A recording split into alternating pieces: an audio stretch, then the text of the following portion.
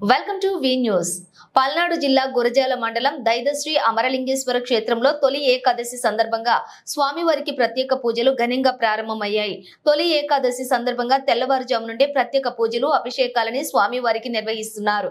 పవిత్ర కృష్ణా నది తీరాన భక్తులు స్నానమాచరించి అమరలింగేశ్వర స్వామిని దర్శించుకోవడానికి భక్తులు బారులు తీరారు. అమరలింగేశ్వరుడు ఉత్తర వాహినిగా ప్రవహించే కృష్ణా నది ఒడ్డున ప్రకృతి సిద్ధమైన బిలంలో కొలువై ఉన్నాడు. ఈ కొండ గుహలలోని ఆలయంలో కొన్ని వందల సంవత్సరాల క్రితం శివుడు స్వయంభువుగా శివలింగం రూపంలో వెలసి భక్తుల నీరాజనాలను అందుకుంటున్నాడు. ఆలయ ప్రధాన అర్చకులు స్వామివారి విశిష్టతను వివరించారు.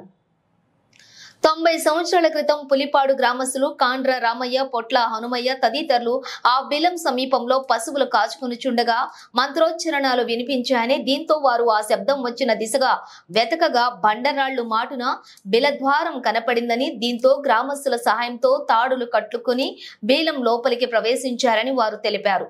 ఆ ఇరుకైనటువంటి బిలంలో కొంత దూరం ప్రయాణించగా అక్కడి వారికి దివ్యలింగాకారం సాక్షాత్కరించిందని, అక్కడ పూజలు జరిగిన ఆనవాళ్లను వారు గమనించినట్లుగా ఆలయ అర్చకులు తెలిపారు.